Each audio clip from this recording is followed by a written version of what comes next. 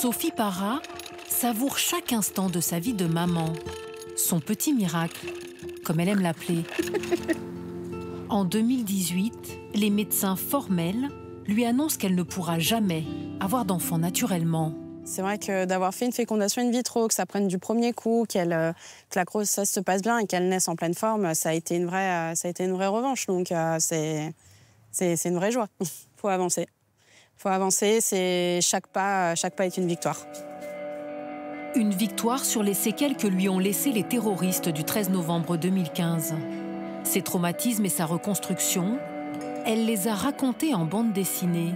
Ce soir-là, dans la fosse du Bataclan, Sophie s'écroule, touchée par 2 balles. J'ai pris une balle qui m'a arraché la moitié du mollet et j'en ai pris une autre qui est rentrée par la cuisse et qui est restée dans un os de mon bassin. Ça a été beaucoup d'angoisse parce que je ne savais pas si j'allais être amputée ou pas. Sophie est opérée 3 fois en 3 jours. Sa jambe est sauvée, mais le choc psychologique est profond. Je n'arrivais pas à vivre avec cette culpabilité en fait d'être vivante moi alors que d'autres étaient morts et pourquoi eux et pas moi, c'était extrêmement compliqué. J'étais calfeutrée dans mon appartement, j'étais dans le noir, j'étais dans le silence total. Mais elle doit régulièrement sortir pour aller à ses séances de rééducation notamment. À l'extérieur, presque tout lui fait peur. Pour moi, Paris, c'était devenu un enfer. Psychologiquement, en fait, c'est devenu trop compliqué. Quand Paris, qui est tellement grand, devient en fait aussi grand qu'un mouchoir de poche parce qu'il y a plus d'endroits où on ne va pas. Donc, au bout d'un moment, j'ai dit à mon conjoint, là, il faut qu'on parte. Après 3 ans de rééducation et d'un quotidien suffocant à Paris, Sophie part s'installer à Lyon. Elle devient maman. Le O, le L. Puis vient le temps d'une nouvelle épreuve, le procès. Elle se présente à la barre pour témoigner. Malgré ses angoisses, cette étape lui sera bénéfique. Ça répare. D'un côté, on replonge dans l'horreur, mais en même temps, on est tous les uns avec les autres. Et je pense que ces 10 mois qu'on a vécu tous ensemble, en fait, on s'est tous portés les uns les autres. Ça m'a permis d'avoir ce petit coup de pied aux fesses que je devais recevoir pour essayer de passer à autre chose. À 41 ans, Sophie Para continue d'avancer et s'apprête à franchir un nouveau cap. Assister cette année aux commémorations à Paris, ce qui lui était impossible jusqu'ici. Pierre Cabon était aussi dans la fosse du Bataclan ce soir-là, sans Myriam, sa compagne.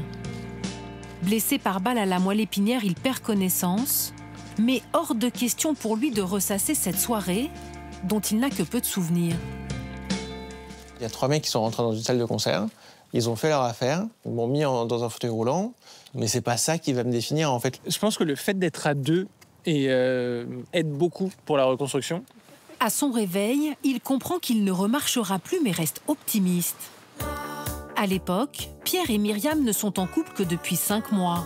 Ils partagent le goût du voyage, ils ont 25 ans tous les deux et la vie devant eux.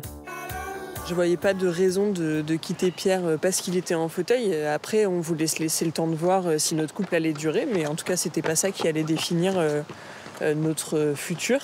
Après 15 jours d'hospitalisation et 8 mois de rééducation, Pierre et Myriam s'installent ensemble. On reprend une liste de pays qu'on avait envie de faire quand on s'est mis ensemble. Et tous ces pays-là, une fois que je suis passé en fauteuil, on se dit que ça va être quand même très compliqué. Ils apprivoisent le handicap, s'adaptent à cette nouvelle vie en fauteuil, puis en 2018, se disent oui pour la vie et partent dans l'Ouest américain. Ce voyage de noces va tout changer. Nous, on n'a plus envie de se mettre de limites et on arrive dans un pays où c'est possible. On a des chemins qui nous permettent de nous immerger dans des beaux paysages, etc. Et c'est une vraie révélation pour nous parce qu'on a l'impression de renouer avec la liberté qu'on aime en fait en voyage. À leur retour, ils quittent leurs emplois, créent une entreprise pour sensibiliser au handicap et au voyage accessible et se lancent dans un tour du monde. Tu te sens comment ? Nos limites. Saut en parachute en Australie. Traversée de la Nouvelle-Zélande en tandem, ils gravissent même le Kilimandjaro en Tanzanie. Ces expériences hors du commun, ils viennent d'en faire un livre, un message. Les perceptions limitantes, nous, à un moment, nous ont bloqués au départ.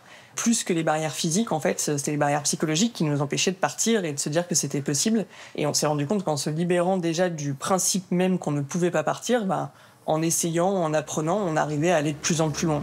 Tournés vers l'avenir, Myriam et Pierre Cabon fourmillent de projets, Leur prochain défi, rejoindre l'Islande sans avion.